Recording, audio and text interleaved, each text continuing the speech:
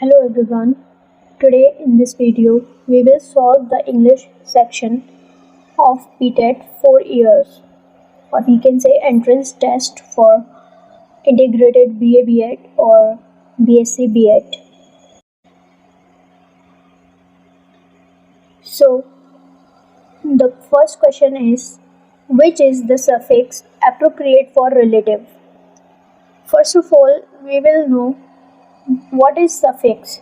Suffix is a word which added, or we can say which is added after the or in the last of the root word. जो suffix होता है वो एक root word के end में लगाया जाता है जिससे कि new words form होते हैं. तो जो relative word है, relative word के लिए हम कौन सा सफिक्स यूज़ करें कि उससे एक नया वर्ड फॉर्म हो जाए. तो यहाँ पे 4 ऑप्शंस दे रखे हैं और चारों में सफिक्स दे रखे हैं.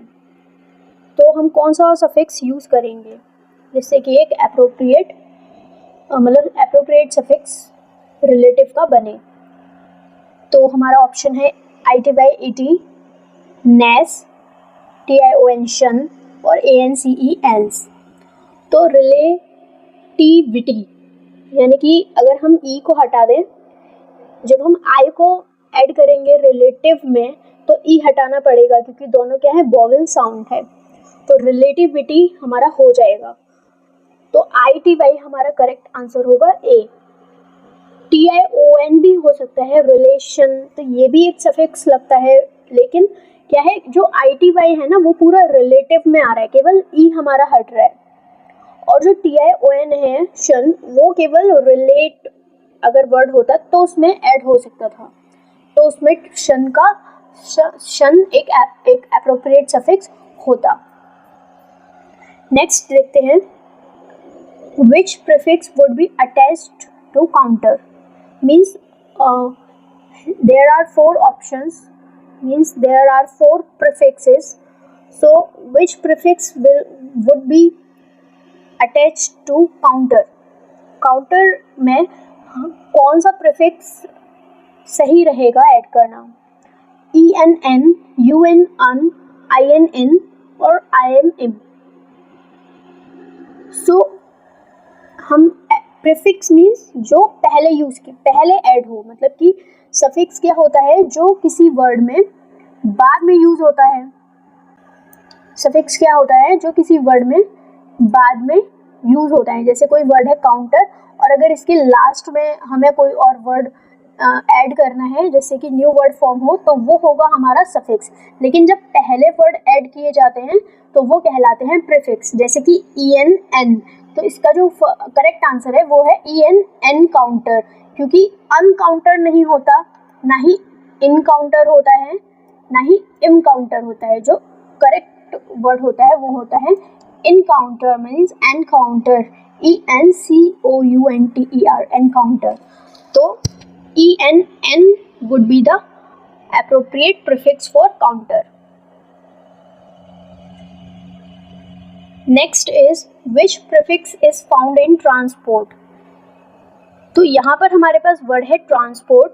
ट्रांसपोर्ट में कौन सा प्रीफिक्स पाया जा रहा है, मतलब अब हमें बताना है इसी स्पेलिंग में कौन सा प्रीफिक्स पाया जा रहा है, मतलब कौन सा प्रीफिक्स इसमें है.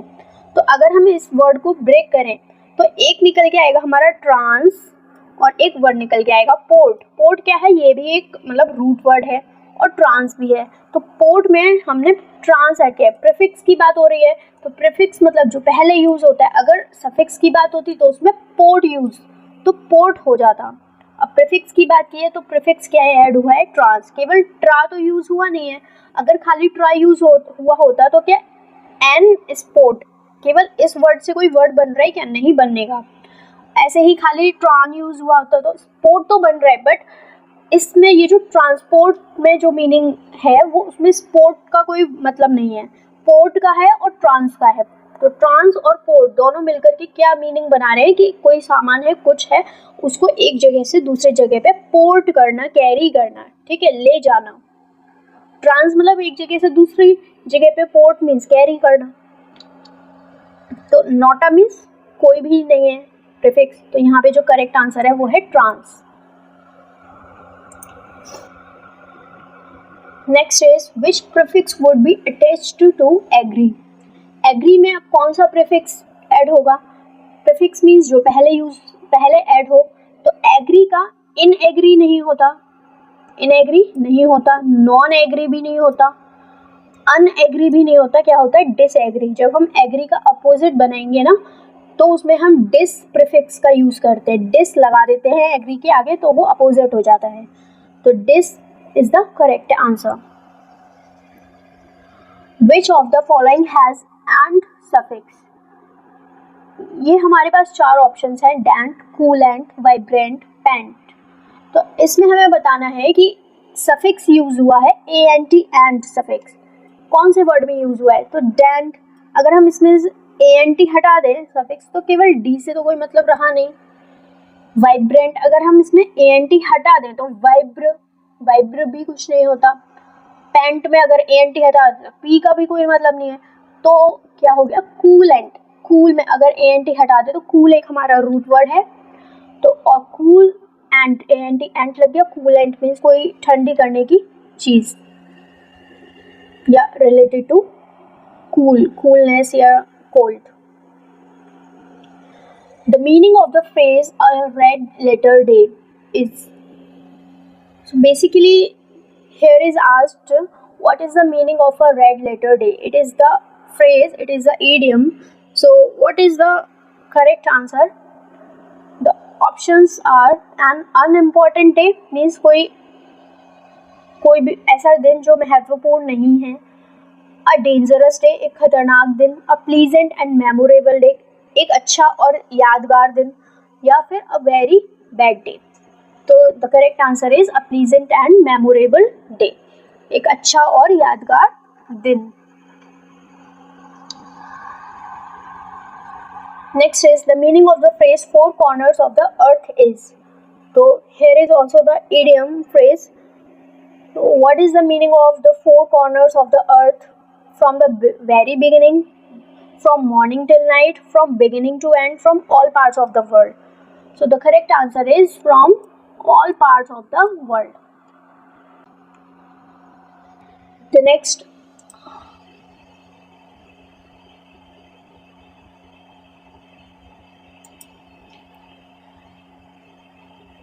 question is fill in the blanks with suitable preposition.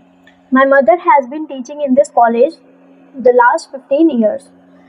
तो preposition क्या होता है? जो दो words के बीच में हमें रिलेशन बताता है कि कोई जो वर्ड है वो उस वर्ड से उसका क्या संबंध है, ठीक है। जैसे my mother has been teaching in this college, जो मेरी मदर है वो इस कॉलेज में पढ़ा रही हैं पिछले मतलब लास्ट के 15 सालों से। तो इसके साथ क्या आएगा? फॉर आएगा, फ्रॉम आएगा, सिंस आएगा या इन आएगा।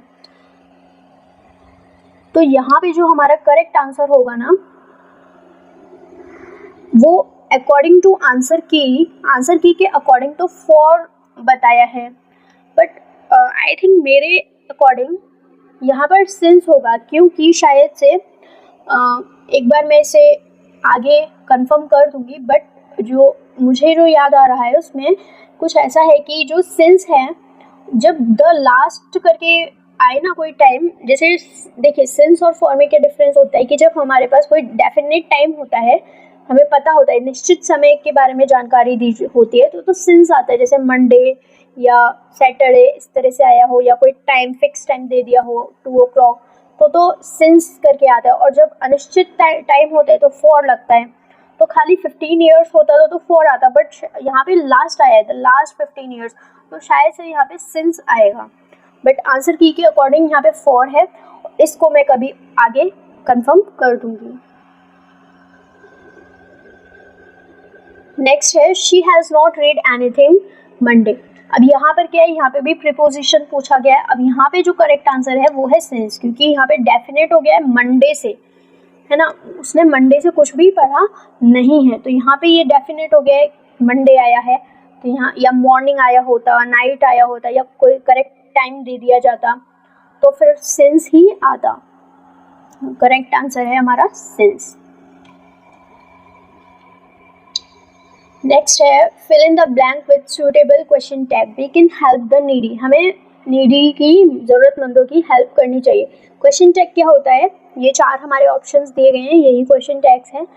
मीन्स जब हम कोई बात बोल रहे हैं और फिर उसके बाद हम कंफर्म करें, हम उसके बाद फिर ऐसे बोलते हैं ना, जैसे तुम वहाँ गए थे ना, है ना, तो ये जो है ना करके हमने कंफर्म किया ना एक बार, यही क्वेश्चन टैग है। तो इंग्लिश में इस तरीके के ये जो दे रखे हैं ऑप्शंस में, ये होते हैं क्वेश्चन टैग। और इस पर मैंने वीडियो बना रखी है कि ये कैसे बनाए जाते हैं, तो वहाँ से आप देख सकते हैं, लिंक मैंने डिस्क्रिप्शन में दे दिया है।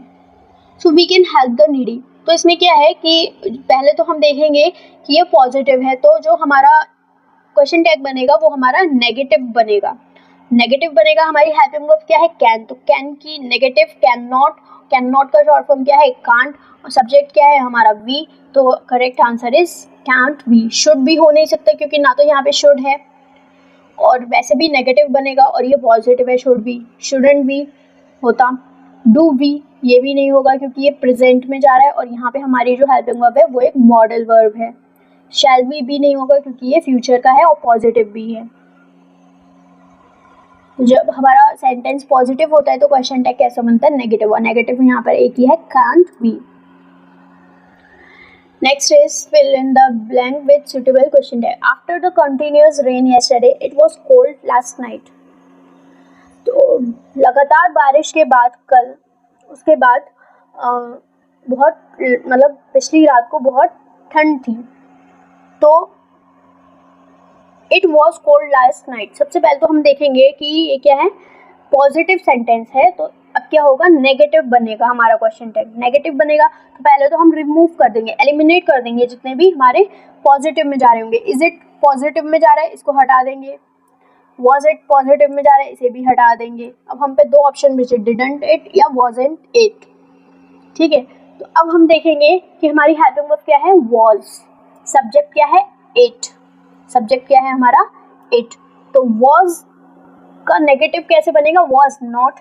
वॉज नॉट की शॉर्ट फॉर्म कहाँ आ रही है? वॉजंट। और सब्जेक्ट क्या है? इट, तो हो जाएगा wasn't it. Next is give antonym for the given word adversity. Adversity का एंटोनियम पूछा है, मतलब अपोजिट पूछा है, अपोजिट वर्ड। तो पहले तो एडवर्सिटी का मतलब क्या होता है? डिफिकल्टीज, मुसीबतें, आपदा, विपत्ताएं। तो अब इसमें ऑप्शंस में क्या दे रखा है? डाइवर्सिटी। डाइवर्सिटी का मतलब होता है अनेकता। ठीक है, जैसे बोलते हैं ना, यूनिटी इन डाइवर्सिटी, अनेकता में एकता। तो डाइवर्सिटी का मतलब होता है अनेकता, विभिन्नता, विविधता। कैलामिटी मीन्स भी क्या होता है? मिसफॉर्च्यून, कैलामिटी और एडवर्सिटी, ये क्या है? सिनोनिम्स है। कैलामिटी और मिसफॉर्च्यून दोनों का मतलब क्या है? कि मुसीबतें होना, आपदा होना, बैड लक होना। तो जो मुसीबतें हैं इसका अपोजिट क्या हो जाएगा? Good Fortune.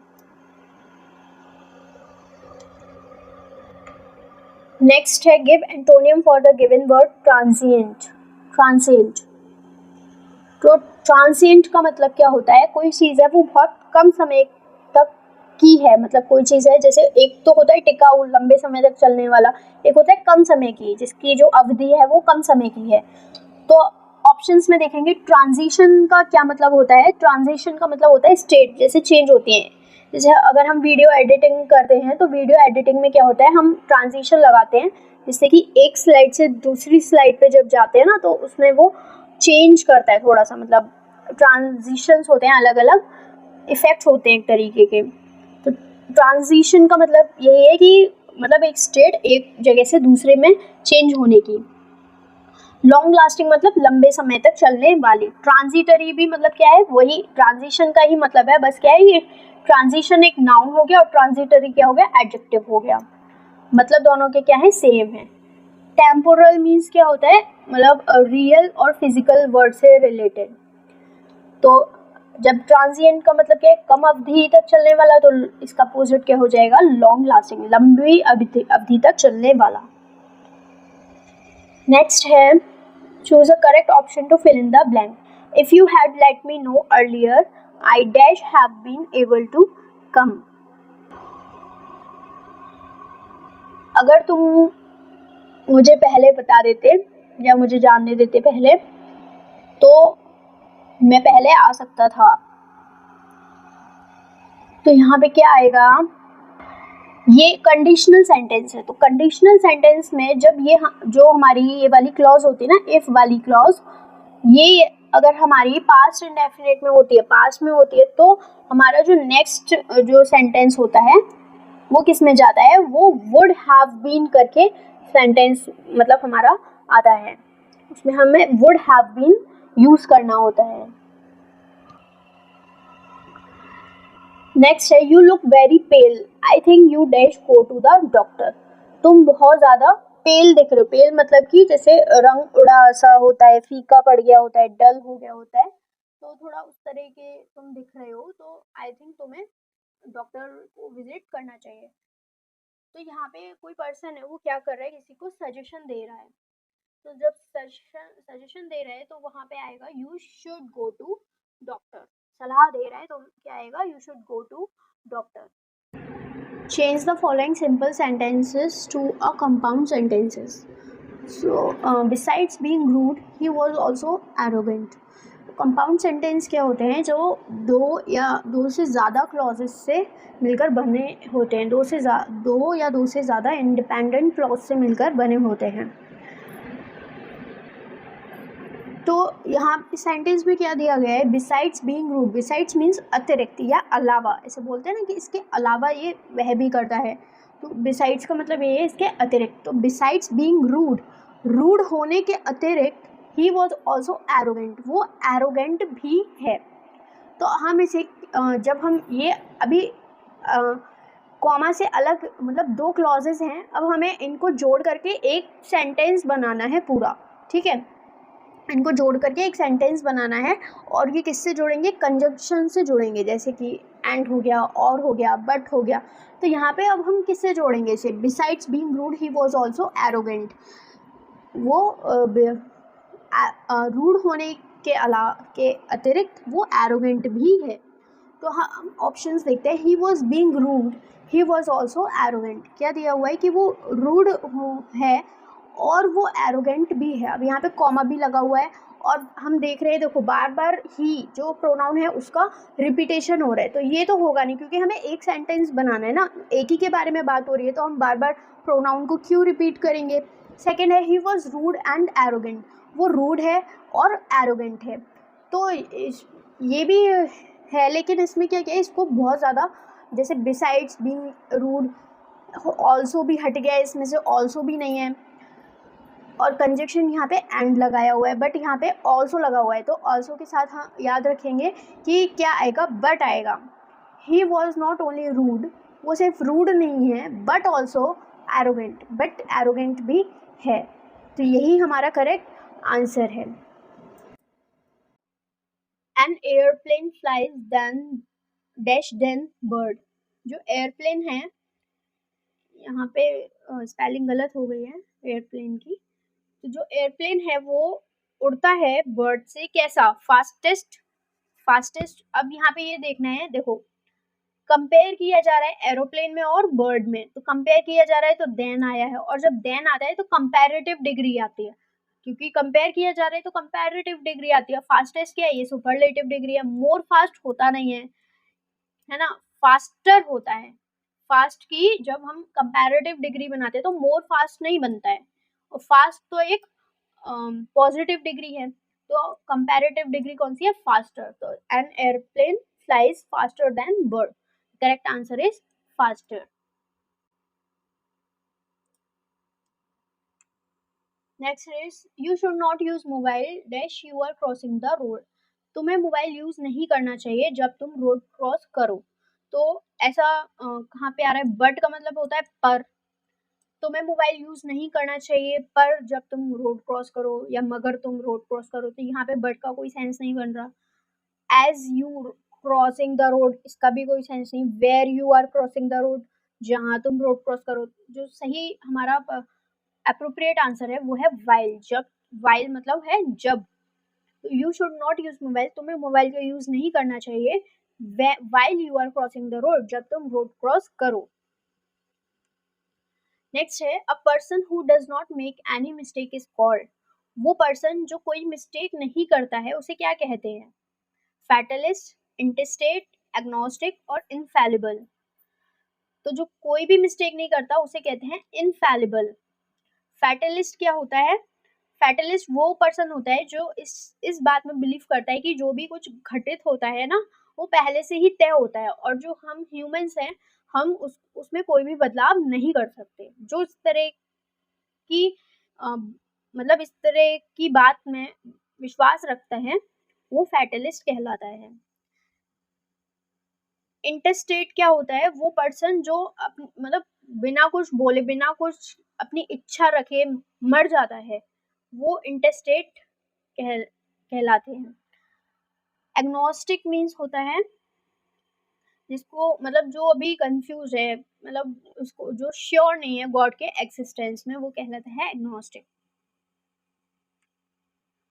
नेक्स्ट है replace the underline part of the sentence with one word form. The options that follow, her handwriting is difficult or impossible to read. Means जो इसके नीचे अंडरलाइन है ना उसका मतलब हमें बताना है। वो चीज़ डिफिकल्ट और इम्पॉसिबल टू रीड, मतलब एक ऐसी हैंडराइटिंग जो कि पढ़ने में मतलब पढ़ी नहीं जा रही है या पढ़ने में बहुत ज़्यादा डिफिकल्ट है, तो उसे क्या कहते हैं? इनएलिजिबल, लेजिबल, एलिजिबल या illegible. So the correct answer is eligible. देखो लेजिबल मीन्स होता है जो पढ़ा जा सके, और इलिजिबल मीन्स होता है जो नहीं पढ़ा जा सके, और इन एलिजिबल मीन्स होता है अयोग्य या अनुचित, और एलिजिबल मीन्स होता है किसी चीज के योग्य। जैसे कोई कंडीशंस हैं तो उन कंडीशंस को जो फॉलो करता है, जो उनको उन पर खड़ा उतरता है, वो कहलाता है कि वो एलिजिबल है इस पोस्ट के लिए, और जो नहीं है वो क्या है? In eligible. लेजिबल जो चीज को पढ़ा जा सके, पढ़ने योग्य हो, और जो नहीं पढ़ा जा रहा है वो है इलिजिबल। वही क्वेश्चन है, Shobhit is a person who always looks at the bright side of things. जिसके नीचे अंडरलाइन है ना उसका मतलब हमें बताना है। Looks at the bright side of things, जो व्यक्ति मतलब ब्राइट साइड, चीजों की ब्राइट साइड की तरफ देखता है। तो ऑप्शन है test, illiterate, optimist, pessimist. Theist means होता है जो ईश्वर में विश्वास करता है। इलिटरेट मीन्स जो पढ़ा लिखा नहीं है। ऑप्टिमिस्ट मीन्स आशावादी, जो मतलब पॉजिटिव, एक तरह से पॉजिटिव है, चीजों की चीजों की पॉजिटिव साइड को देखता है। पैसिमिस्ट होता है जो निराशावादी है, जो मतलब नेगेटिविटी को देखता है, निराश हो जाता है। और ऑप्टिमिस्ट वो होता है जो आशा नहीं खोता है, हमेशा कुछ भी घटित हो जाए लेकिन वो ब्राइट साइड को देखते हैं कि नहीं कोई बात नहीं, ऐसा हो गया तो फिर भी हम ऐसा करेंगे। तो correct answer is optimist. Choose the correct article from the options below to fill in the blank. They visited dash college recommended by their teacher for admission. वो उन्होंने विजिट किया वो कॉलेज जो उनके टीचर ने एडमिशन के लिए recommend किया था। तो हाँ हमारे पास 3 आर्टिकल हैं, तो बताना है कि द आर्टिकल आएगा, ए आएगा, एन आएगा या नो आर्टिकल आएगा, कोई भी नहीं आएगा। ठीक है, तो आर्टिकल तो आएगा, लेकिन देखो ए और एन होता है वो क्या होता है? इनडेफिनेट आर्टिकल होता है, और जो द होता है वो हमारा डेफिनेट आर्टिकल होता है। डेफिनेट आर्टिकल डेफिनेट नाउन के साथ आता है। डेफिनेट नाउन वो होता है जो नाउन निश्चित हो, है ना, निश्चित हो, मतलब लिसनर के लिए, स्पीकर के लिए उसे पता हो किस बारे में बात हो रही है। और ए और एन आता है अनिश्चित, कि कुछ कंफर्म नहीं है, जैसे किसी लड़की के बारे में बता दिया, पता नहीं है कौन सी लड़की, ठीक है, बस ये बोल दिया कि अ गर्ल ऐसे करके। और एन, ए और एन तो मतलब ये वॉवल के हिसाब से आते हैं, वॉवल और कॉन्सोनेंट के हिसाब से, लेकिन दोनों आते हैं इंडेफिनिट नाउन के साथ है, और जो द आता है वो डेफिनेट के साथ आता है। तो अब यहाँ पे जो सेंटेंस है ना उसमें क्या बताया जा रहा है कि वो उस कॉलेज गए जो कि उनके टीचर ने रिकमेंड किया था। तो यहाँ पे क्या हो रहा है, यहाँ पे वो जो कॉलेज है ना वो डेफिनेट हो गया है। क्यों? क्योंकि उनके टीचर ने रिकमेंड किया है। तो हमें पता है मतलब कि यहाँ पे मतलब एक तरह से हम इस तरह भी देख सकते हैं कि जो नाउन है ना उसके बारे में यदि थोड़ा एडिशनल इन्फॉर्मेशन दे रखी है सेंटेंस में तो वहाँ पे वो डेफिनेट हो जाता है। तो यहाँ पे क्या एडिशनल इन्फॉर्मेशन दे रखी है कि वो कॉलेज जो है ना वो कौन सा कॉलेज है जो उनके टीचर ने रिकमेंड किया था। अगर केवल ये होता ना दे विजिटेड डैश कॉलेज तो हम यहाँ पे अ लगाते, दे विजिटेड अ कॉलेज, फिर हम द नहीं लगाते। लेकिन जब आगे इन्फॉर्मेशन दे दी उसकी तो वो डेफिनेट हो गया, तो हमें पता है कि कौन से कॉलेज की बात हो रही है जो उनके टीचर ने रिकमेंड किया था। तो यहाँ पे आएगा द। यहाँ पे भी करेक्ट आर्टिकल बताना है। Lisa wanted to hear dash end of the novel. तो यहाँ पे कौन सा आर्टिकल आएगा, ए एन या द। यहाँ पर भी हमारा द आर्टिकल आएगा। क्यों? क्योंकि कुछ ऐसे वर्ड्स होते हैं जैसे लास्ट, एंड, और जैसे टॉप हो गया, बॉटम हो गया, लास्ट हो गया, एंड हो गया, तो इनके साथ में द आर्टिकल आता है।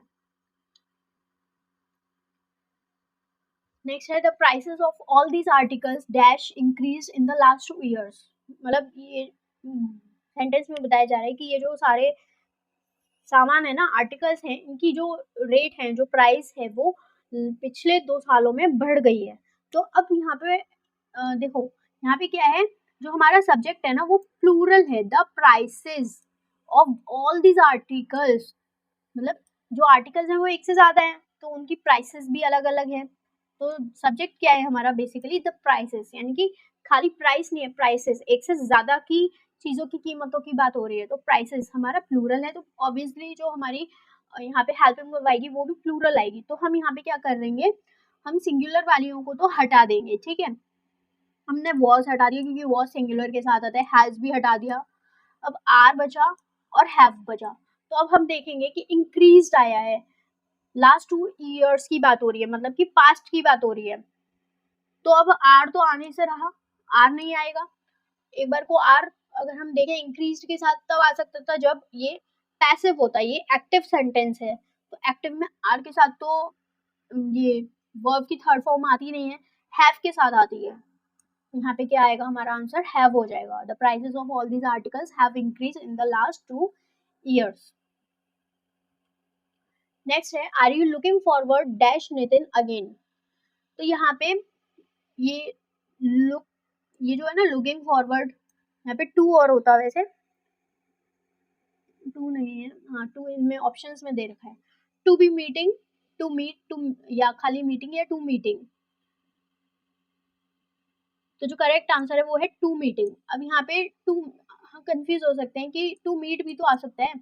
अच्छा, टू बी मीटिंग क्यों नहीं आएगा, are you looking forward to be meeting का कोई मतलब नहीं है बी का यहाँ पे। ठीक है, मीटिंग खाली forward, you are you looking forward meeting Nitin again, ये भी नहीं है। लुकिंग फॉरवर्ड टू होता है, ये एक फ्रेज है, तो उसमें looking forward, look forward to होता है एक्चुअल में, लुक फॉरवर्ड टू। तो अब यहाँ पे टू तो आएगा ही आएगा। अब देख लो टू किस इसमें, इसमें है, इसमें है और इसमें है, तो ये तो हमारा एलिमिनेट हो गया। ठीक है, अब ये 3 है, टू बी मीटिंग, तो टू बी मीटिंग बी नहीं आएगा क्योंकि बी लगा हुआ है, टू मीट आएगा या टू मीटिंग आएगा। अब टू मीट यहाँ पे नहीं आएगा, कंफ्यूज इन्हीं दोनों में होंगे कि टू मीट आएगा या टू मीटिंग। टू मीट क्यों नहीं आएगा, क्योंकि ये जो फ्रेज है ना लुक फॉरवर्ड टू, इसके बाद में जीरंड ही आता है। जीरंड मतलब जब हमारी किसी वर्ब में आईएनजी लग जाए और फिर वो एज अ नाउन यूज हो, तो वो जो नाउन है मतलब वर्ब में आईएनजी लग जाए तो उसे हम जीरंड फॉर्म ही कहते हैं एक तरह से। ठीक है, वो जीरंड कहलाता है जब वो नाउन की तरह यूज होता है। तो यहाँ पे लुकिंग फॉरवर्ड टू के बाद ना जो भी वर्ड होता है वो जीरंड फॉर्म में आता है, इसीलिए मीटिंग आएगा यहाँ पे। नेक्स्ट है इनडायरेक्ट स्पीच बतानी है करेक्ट, ये डायरेक्ट दे रखी है। She said oil floats on water, उसने कहा कि जो तेल है वो पानी पर तैरता है। तो अब हम देखेंगे कि she said that oil has floated on water. अब देखो यहाँ पे क्या है कि ना ये जो कुछ ऐसे सेंटेंस होते हैं ना यूनिवर्सल ट्रुथ वाले, फैक्ट्स वाले, ऑयल फ्लोट्स ऑन वाटर, जो तेल है वो तो हाँ वाटर पे ही तैरता है, मिलता नहीं है उसमें, तैरता है। तो ये क्या है, एक यूनिवर्सल ट्रुथ है, ये सच है, ये फैक्ट है। तो ये है ना, इसका चेंज नहीं होता टेंस, ये जैसा है वैसे ही रहता है। बस क्या लगता है यहाँ पे दैट लग जाएगा, तो अब आप देखेंगे हम, अब यहाँ पे ऑयल हैज फ्लोटेड, यहाँ पे क्या कर दिया, चेंज कर दिया टेंस, तो ये गलत हो गया। यहाँ पे शी सैड की जगह शी सेज कर दिया, तो ये भी गलत हो गया। She said that oil floats on water, ये सही है। यहाँ पे क्या कर दिया, शी सैड दैट, तो ठीक है, oil floated on water, tense change कर दिया, ये गलत हो गया। ठीक है, तो करेक्ट आंसर है she said that oil floats on water. Next है रोहन सैड टू मी, इसमें भी करेक्ट इनडायरेक्ट स्पीच बताना है। Rohan said to me, Rohan ने मुझसे कहा where are you going for the vacation, तुम वेकेशन के लिए कहाँ जा रहे हो। तो यहाँ पे क्योंकि रोहन ने मुझसे कुछ पूछा है, तो सैड टू मी की जगह क्या हो जाएगा, रोहन आस्क्ड मी, तो आस्क्ड मी किस किस में, इसमें है, इसमें है और इसमें है, तो सैड नहीं होगा, इसको तो हम पहले ही हटा देंगे। ठीक है, फिर है आस्क्ड मी दैट। अब हम देखेंगे जब हमारा ये जो रिपोर्ट, ये जो स्पीच होती है ना, तो ये अगर वेयर मतलब इंटेरोगेटिव वर्ड से यूज शुरू हो रही है, तो यहाँ पे जो हम कंजक्शन यूज करते हैं ना दैट का, वो दैट का फिर हम यूज नहीं करते, क्योंकि ये जो वेयर होते हैं इंटेरोगेटिव वर्ड होते हैं, ये भी एज कंजक्शन यूज हो जाते हैं। तो इनडायरेक्ट स्पीच में, डायरेक्ट इनडायरेक्ट में हम यहाँ पे जब इंटेरोगेटिव वर्ड्स आ रहे हो तो फिर दैट का यूज नहीं करते, वे जो वर्ड होता है ना उसी को एज अ कंजक्शन यूज कर लेते हैं, तो यहाँ पे दैट नहीं आएगा फिर। ठीक है, अब देख लो दैट किस किस में, वो हटा देंगे, इसमें दैट आ रहा है, ये तो हटा ही दिया क्योंकि सैड था, इसमें भी दैट आ रहा है, इसे भी हटा दिया, इसमें भी दैट आ रहा है, इसे हटा दिया, तो ये भी हमारा चला गया, ये चला गया, ये चला गया, तो ये हमारा बचा ये। तो क्या हो जाएगा, रोहन आस्क्ड मी, रोहन ने मुझसे पूछा where I was going for the vacation, यहाँ पे स्पेलिंग गलत हो गई है, वेकेशन होगा आई वॉज, क्योंकि ये प्रेजेंट कंटिन्यूस है तो वो पास्ट कंटिन्यूस में हो जाएगा, आई वॉज मी, वो क्या था ऑब्जेक्ट मी, तो सब्जेक्ट क्या हो जाएगा यहाँ पे, I was going for the vacation. Choose the correct determiner for the given option to fill in the blank. There are, determiner क्या होता है, जो किसी नाउन से पहले आता है, नाउन से पहले आना जो भी आता है ना उसे डिटरमाइनर कहते हैं। तो देयर आर क्या आएगा, एवरी बुक्स, एवरी तो आएगा नहीं क्योंकि एवरी के बाद जो नाउन आता है ना वो सिंगुलर आता है, अगर ऑफ वगैरह लगा होता है तो बात अलग होती है। अ ग्रेट डील ऑफ नहीं आएगा, मच नहीं आएगा, मच क्यों नहीं आएगा, क्योंकि मच के बाद आने वाला जो नाउन होता है वो अनकाउंटेबल होता है। अगर और बुक्स कैसा है, ये काउंटेबल है, इसके पहले मैनी तो आ सकता है बट मच नहीं आ सकता, तो यहाँ पे केवल क्या आएगा, a lot of, there are a lot of books in the library. Next है correct determiner from the given options to fill in the blank, यहाँ पे ब्लैंक तो दे नहीं रखा, ये यहाँ पर है ब्लैंक, डज द, यहाँ पे Vivek thinks he probably does the dash work in the office, Vivek सोचता है कि उसने शायद ही काम किया है ऑफिस में, तो अब क्या क्या आएगा, मैनी वर्क आएगा क्या, नहीं, मैनी क्यों नहीं आएगा, क्योंकि मैनी के बाद जो नाउन आता है ना वो फिर प्लूरल आता है, यहाँ पे ये जो वर्क आया है ना ये अनकाउंटेबल, एज अनकाउंटेबल आया है। Hardly, he does the hardly work in the office, few work नहीं आएगा, यहाँ पे आएगा least work, he does the, क्योंकि हाँ, क्योंकि लीस्ट इसलिए आएगा क्योंकि दा लगा हुआ है एक तो इसके पहले, तो आप देख सकते हैं हार्डली तो आएगा नहीं, डज द हार्डली वर्क, तो does the least work in the office, जो करेक्ट आंसर होगा वो होगा least. Choose the correct verb from the options given below, यहाँ पे ये डिफेंस दे रखा है, डिफेंस क्या है, ये एक नाउन है, डिफेंस क्या है, नाउन है, इसका हमें वर्ब, करेक्ट वर्ब देखनी है, तो इसकी जो वर्ब होती है ना वो डिफेंस नहीं होती है, डिफेंडर भी नहीं होती है, डिफेंसिव भी नहीं होती, डिफेंसिव क्या हो गया, एडजेक्टिव हो गया, ये जो डिफेंडर हो गया ये कौन हो गया, डूअर हो गया, डिफेंड करने वाला, जो वर्ब है वो कौन है, डिफेंड है, defend. I know this address, correct pattern हमें देखना है सेंटेंस में, ये जो है ना ये क्या है, एस बी सी, ये है सब्जेक्ट वर्ब और सी से कंप्लीटर होगा शायद से, कंप्लीटर मतलब जो ऐसा ग्रुप वर्ड्स का जो कि कंप्लीट करता है सेंटेंस को, और यहाँ पे ये जो ए है, ए से हो सकता है एडवर्ब हो, तो एस बी सी नहीं है, यहाँ पे क्या है, आई नो दिस एड्रेस, हम देखेंगे ये क्या है, सब्जेक्ट है, नो क्या है, वर्ब है, और ये क्या है, दिस एड्रेस ऑब्जेक्ट है। दिस यहाँ पे एज एन एडजेक्टिव भी यूज हुआ है, लेकिन ये जो पूरा कहलाएगा ये कहलाएगा ऑब्जेक्ट। अगर सीक्वेंस बनेगा तो या तो ये बनेगा सब्जेक्ट वर्ब एडजेक्टिव और या फिर ऑब्जेक्ट, यानी कि SVAO या फिर SVO। SVO तो बन रहा है, SVAO नहीं बन रहा है कहीं पे, SVC नहीं, SVOC नहीं, SVOA भी नहीं, SVO, सब्जेक्ट वर्ब और ऑब्जेक्ट। नेक्स्ट है you are going to be late today, you dash better hurry up. तुम आज लेट होने वाले हो तो इसलिए तुम्हें अच्छा है कि तुम जल्दी करो। तो यहाँ पे ये जो है ना बेटर, यहाँ पे हैड बेटर आता है, क्या आता है, हैड बेटर। जब भी कुछ इस तरह का सेंटेंस होता है जैसे कि प्रेजेंट और फ्यूचर दोनों का संबंध आ रहा होता है और यहाँ पे बेटर है तो बेटर हैड बेटर ही आएगा, हैड बेटर आता है, हैड बेटर हरी अप। देखिए the thief ran away dash he should be caught. जो थीफ था, जो चोर था, वो भाग गया, नहीं तो उसे पकड़ लिया जाता। यहाँ पे अदरवाइज नहीं आएगा, यहाँ पे जो करेक्ट आंसर आएगा वो आएगा लेस्ट, क्योंकि जो शुड लगा है ना, शुड से पहले लेस्ट जो होता है, लेस्ट के साथ शुड आता है। तो the thief run away lest he should be caught. We should abide dash the rules of the institution. तो अबाइड ऑन नहीं होता है, अबाइड विद नहीं होता, अबाइड बाय होता है, ना कि अबाइड टू। अबाइड बाय मतलब होता है रूल, नियमों का पालन करना। तो we should abide by the rules of the institution, हमें इंस्टीट्यूशन के रूल का पालन करना चाहिए। The nearest word that express the meaning of placed, यहाँ पे प्लेसेड का नियरेस्ट वर्ड बताना है, एक तरह से मतलब स्नोनियम बताना है, इसका मीनिंग बताना है। प्लेसेड का मतलब क्या होता है, शांत। तो इसका करेक्ट आंसर होगा काम। काम का मतलब क्या होता है, शांत। क्लियर तो होगा नहीं, क्योंकि क्लियर मतलब कोई चीज साफ हो गई या एकदम हट गई, रिमूव हो गई। इंजॉयबल आनंददायक ये भी नहीं है। डल मतलब थोड़ा डल है, मूड है।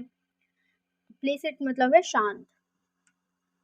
स्लेंडर, स्लेंडर का मतलब क्या होता है, मतलब स्लेंडर मतलब होता है निंदा करना या किसी की बदनामी करना। तो एप्लॉड मतलब हो गया तारीफ करना, ये तो उल्टा हो गया यहाँ पे, लेकिन नियरेस्ट वर्ड पूछा है, इसका मतलब पूछा है, ठीक सिनोनियम पूछा है। फेम मतलब भी क्या हो गया, एक तरह से किसी का फेम है, नाम है खूब, ये भी ये एंटोनियम हो गया। अप्रूव मतलब क्या हो गया, किसी को स्वीकार करना। डिफेम मतलब हो गया बदनामी, किसी का डिफेम होना मतलब वो बदनाम होना। Defame is the correct answer of slender. The father said to the daughter, your teacher dash punish you if you misbehave. Father ने अपनी डॉटर से कहा कि your teacher must punish you if you behave misbehave, मतलब father अपने daughter से कह रहा है कि तुम्हारी टीचर को पनिश करना चाहिए तुम्हें, अगर तुम मिसबिहेव करती हो तो अब देखो यहाँ पे कोई बहुत ज्यादा स्ट्रिक्टनेस की बात तो हो नहीं रही, तो मस्ट नहीं आएगा, हैज टू नहीं आएगा, यहाँ पे शुड भी नहीं आएगा, क्योंकि वो थोड़ा ना सलाह देंगे टीचर को। तो यहाँ पे आएगा मे। टीचर, योर टीचर में पनिश, माई टीचर को सजा देनी चाहिए अगर तुम मिसबिहेव करो तो। नेक्स्ट है dash you are poor you are honest. तुम पुअर हो, तुम ऑनेस्ट भी हो, मतलब तुम ऑनेस्ट हो। तो यहाँ पे येट का मतलब होता है अभी तक, अभी तक या अब तक। तो अब तक तुम पुअर हो, तुम ऑनेस्ट हो, ये कोई सेंस नहीं बन रहा। फॉर मतलब होता है के लिए, सिंस समय को दर्शाता है। दो मतलब होता है हालांकि, तो हालांकि तुम पुअर हो मगर तुम ऑनेस्ट हो, तो इसका जो करेक्ट सेंस निकल के आ रहा है वो दो निकल के आ रहा है। Though you are poor you are honest, हालांकि तुम गरीब हो मगर ऑनेस्ट हो, ईमानदार हो। Select the word that is used for the study of Mankind.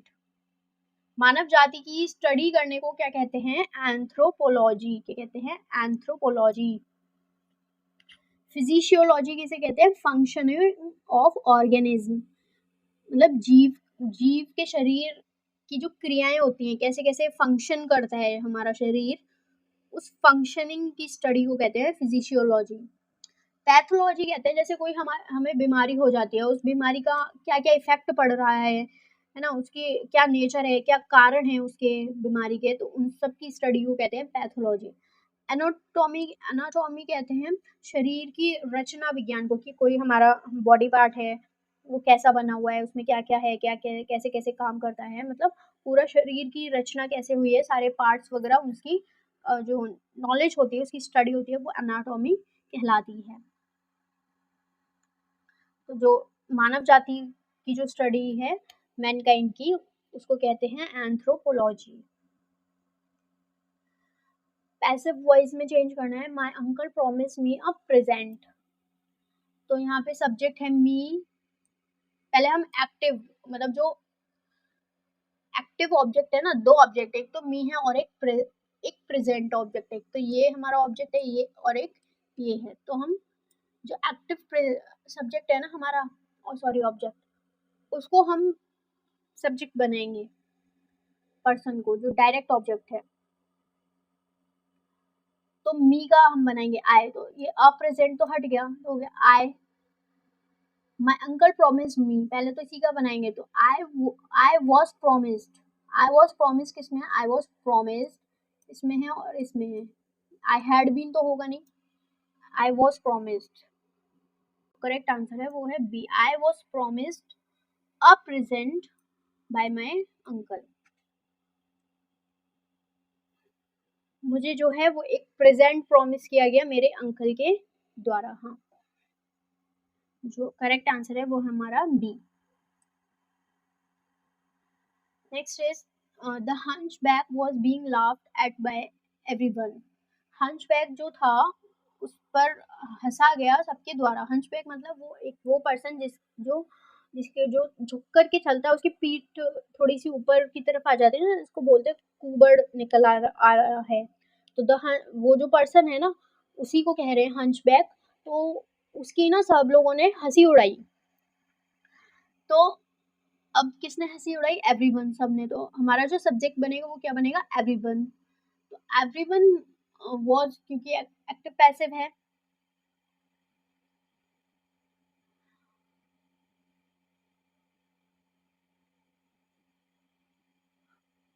Everyone is laughing नहीं होगा क्योंकि पास्ट में जा रहा है, तो पास्ट में ही होगा बस, पैसिव बनेगा, एक्टिव बनेगा वो। तो एवरीवन लाफ्ड भी नहीं होगा क्योंकि बीइंग लगा है, तो कंटिन्यूटी भी दिखा रहा है। लाफ्स नहीं होगा क्योंकि ये प्रेजेंट इंडेफिनिट दिखा रहा है, तो बच्चा everyone.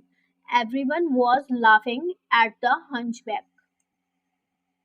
Correct answer is B. Next है कि correct exclamatory form of the given sentence.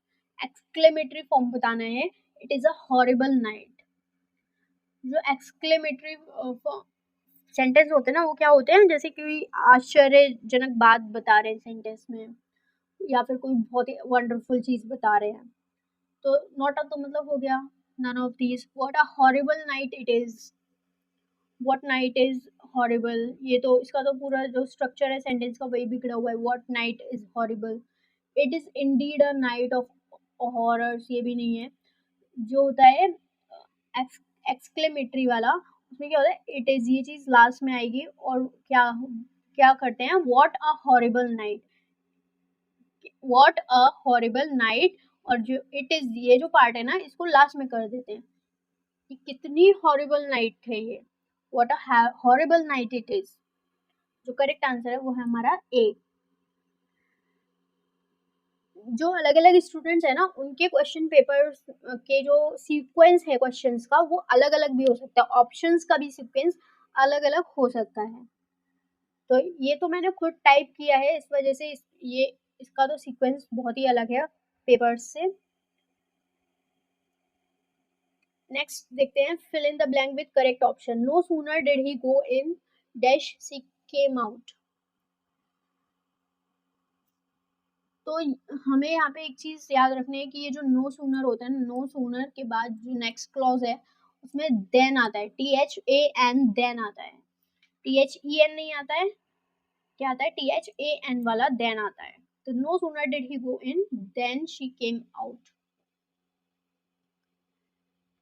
Next है choose the correct form of the future tense of the verb given in the bracket. You dash French during the next month.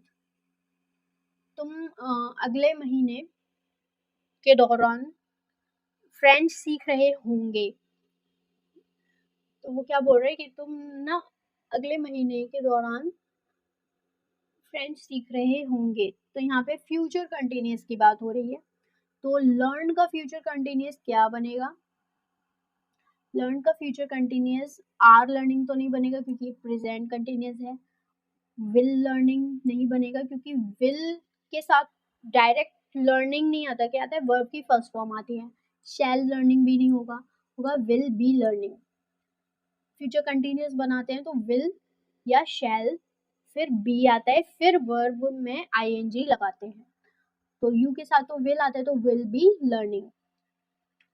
Next है वही है correct form of the future tense. They dash their dinner tomorrow at this time. वो अपना dinner करेंगे इस समय पे, वो कल अपना इसी समय पे डिनर कर रहे होंगे। तो यहाँ पे भी ये आ सकते हैं विल बी हैविंग या फिर विल हैव भी आ सकता है यहाँ पे, लेकिन इसको थोड़ा सा कंफर्म हमें करना पड़ेगा। खाली हैविंग तो नहीं आएगा और खाली विल भी नहीं आएगा ना। क्यों नहीं आएगा? क्योंकि कोई वर्ब भी तो होनी चाहिए ना, कोई वर्ब नहीं है यहाँ पे। They will be their dinner, तो डिनर का क्या करेंगे, वो कोई वर्ब होनी चाहिए, तो अब डिनर के लिए हैव तो लग सकता है ना। तो इसमें भी हैव है और इसमें भी हैव है, दोनों ही करेक्ट लग रहे हैं। बस इसमें थोड़ा सा कंफर्म करना है कि विल बी हैविंग आएगा या विल हैव, बट आंसर की के अकॉर्डिंग तो विल बी हैविंग ही है।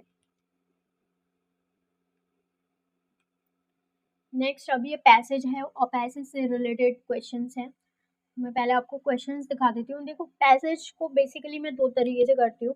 एक तो ये हो गया कि हमने पहले क्वेश्चंस पढ़ लिए, ठीक है।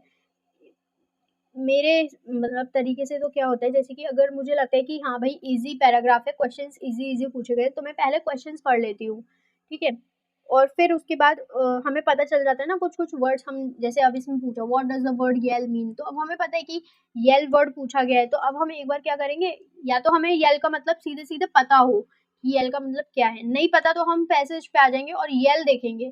मतलब पूरा नहीं पढ़ेंगे, केवल क्या है अब वर्ड हमें देखना है येल, तो हम ना थोड़ा नजरें घुमा लेंगे पैसेज पे और देख लेंगे येल कहाँ लिखा है। तो अब हम थोड़ा सा ऐसी नजरें घुमाएंगे तो हमें पता चलेगा कि येल ये रहा, ठीक है। तो अब हम थोड़ा सा इसी सेंटेंस को बस रीड कर लेंगे और थोड़ा हमें पता चल जाएगा येल का मीनिंग क्या है। कंफ्यूज हो रहे हैं तो कंफर्म हो जाएगा हमें। New year's day officially begins as soon as people yell happy new year at midnight. तो इसमें बताया गया है कि जो न्यू ईयर्स डे का जो ऑफिशियली शुरू होता है ना, वो कैसे शुरू होता है, जैसे ही लोग हैप्पी न्यू ईयर करते हैं ना आधी रात में, येल करते हैं, मतलब येल। तो अब यहाँ पे क्या सेंस आ रहा है, लोग क्या करते होंगे हैप्पी न्यू ईयर कह के, शाउट मतलब चिल्लाते होंगे। तो अब हम देख लेंगे ऑप्शंस में क्या आ रहा है, डिलीवर करते हैं, डिलीवर तो स्पीच के लिए, वो हैप्पी न्यू ईयर डिलीवर तो करेंगे नहीं, मेक भी नहीं करेंगे कि मनाएंगे, वो क्या करते हैं मिडनाइट में शाउट करते हैं, चिल्लाते हैं हैप्पी न्यू ईयर बोल के। तो येल का मीनिंग क्या आ रहा है हमारा, शाउट। तो इस तरह से जब हम करते हैं ना, जैसे हमने पढ़ लिया क्वेश्चन और वर्ड, कोई वर्ड मीनिंग पूछा गया है, तो हम क्या है, या तो हमें डायरेक्ट पता होता है कि इसका मतलब क्या है, कि भैया हमें पता है येल का मतलब शाउट है, तो हमने शाउट करेक्ट लगा दिया। लेकिन अगर हमें नहीं पता तो हम एक बार मतलब उस वर्ड को पूरे पैराग्राफ में ढूंढ लेते हैं, बस रीड करने की भी जरूरत नहीं पड़ती, जल्दी से थोड़ा सा निगाहें घुमा करके वर्ड ढूंढ लेते हैं और फिर उसका वो सेंटेंस पढ़ लेते हैं जहाँ पर वो वर्ड होता है, तो हमें पता सेंस हमें पता चल जाता है कि किस किस बारे में बात की जा रही है। नेक्स्ट क्वेश्चन है वी आर्स मीन्स। तो यहाँ पे वी आर्स अब पूछा गया है, तो अब हम ऑप्शंस में इतना नहीं बता पाएंगे, तो अब हम क्या करेंगे, फिर से हम इसको पढ़ लेंगे। अब वी आर्स क्या होता है, वी आर्स कहाँ पे दिया गया है, तो ये सेकंड लाइन में वी आर्स दिया गया है। मोस्ट पीपल कंटिन्यू, अब हम इस मतलब सेंटेंस को पढ़ेंगे। most people continue partying well after midnight into the wee hours of the first day of the new year. Pen भी नहीं दिख रहा है यहाँ पे।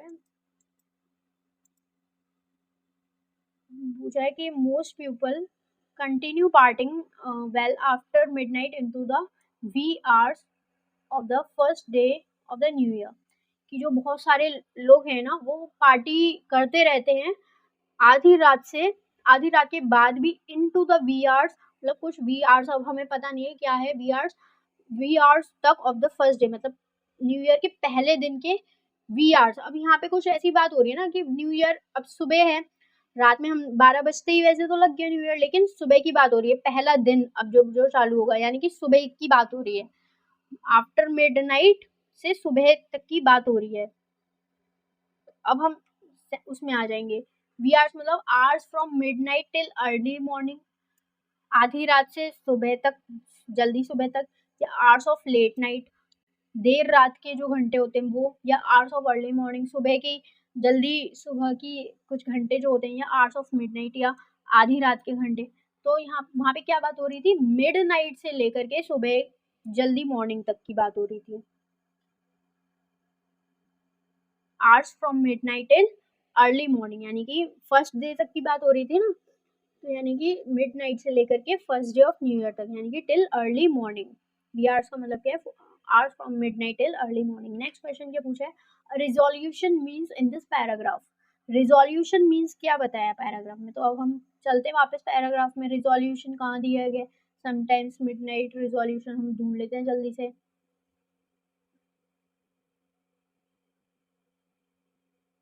रिजोल्यूशन ये दिए गए हैं यहाँ पे तो हम एक बार पढ़ लेते हैं। New year's day is also when many people start on their new years resolutions. Resolution पूछा था ना, रिजोल्यूशन क्या है, resolution means in this paragraph, resolution का मतलब पूछा है, तो अब यहाँ पे बताया गया है, resolution is a promise to change a lifestyle habit. Resolution एक प्रॉमिस है जिसमें हम अपनी लाइफ स्टाइल की एक हैबिट को चेंज करते हैं, है ना। Most common resolution is to lose weight, जो ज्यादातर जो कॉमन रिजोल्यूशन है ना, मतलब ज्यादातर लोग कौन सा रिजोल्यूशन रखते हैं कि वो अपना वेट लूज करेंगे, है ना। और many people also join gyms, बहुत सारे लोग जो होते हैं वो जिम ज्वाइन करते हैं as part of their resolution, अपने रिजोल्यूशन के मतलब हिस्से का पार्ट मानते हुए, ठीक है। अब हम वापस चलेंगे, तो a resolution means in this paragraph a promise to change only one habit, a complete change in life, changing only one habit, changing the whole lifestyle। अब देखो वहाँ पे क्या बात हो रही थी, वहाँ पे whole lifestyle की बात नहीं हो रही थी, वहाँ पे क्या हो रही थी, changing the मतलब एक लाइफ स्टाइल की एक हैबिट की चेंज करने की बात हो रही थी, है ना। तो ये तो होगा नहीं कि अपनी पूरी लाइफ स्टाइल चेंज कर दी, क्योंकि अब कोई वेट कम कर रहा है तो उसकी पूरी लाइफ स्टाइल तो चेंज नहीं होगी ना, वो कुछ एक हैबिट कम करेगा, अपनी अपना एक रिजोल्यूशन बनाएगा ना, एक हैबिट कुछ बदलाव लाएगा अपने जीवन में, ऐसा तो नहीं बहुत सारे बदलाव लाने की सोच लेगा, कुछ इस तरह। चेंजिंग ओनली वन हैबिट, अब यहाँ पे दिया हुआ है कि केवल एक हैबिट चेंज करना है क्या रिजोल्यूशन मीन्स, या कंप्लीट चेंज, या पूरी तरह से बदलाव लाना अपनी लाइफ में। तो आंसर होगा सबसे पहले तो रिजोल्यूशन क्या है, एक प्रॉमिस है, क्योंकि उसमें भी दिया गया है अ प्रॉमिस, एक प्रॉमिस है to change only one habit, तो ये हमारा आंसर हो सकता है, ठीक है। वहां पे क्या दिया था, a promise to change a lifestyle habit, ऐसे करके दिया था। तो अब ये प्रॉमिस है जिससे कि हम एक अपनी हैबिट को चेंज करते हैं। नेक्स्ट क्वेश्चन है, according to the passage what is the most common resolution that people take, कि पैसेज के अकॉर्डिंग वो कौन सा कॉमन रिजोल्यूशन है जिसको ज़्यादातर लोग लेते हैं। तो हमने पढ़ा था अभी कि सबसे लास्ट लाइन में the most common resolution is to lose weight, कि जो सबसे कॉमन रिजोल्यूशन है वो क्या है, लूज़ वेट करने का है।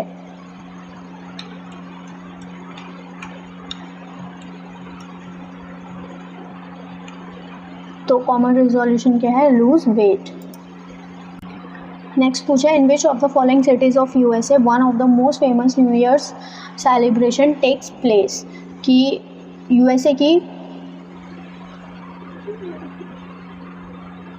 यूएसए की कौन सी सिटी में, कौन सी जगह पर, मतलब कौन सी सिटी में सबसे ज़्यादा न्यू ईयर सेलिब्रेशन मनाया जाता है? तो उसका करेक्ट आंसर है न्यूयॉर्क। इसको भी मैं अभी आपको पैसेज में दिखा देती हूँ। न्यूयॉर्क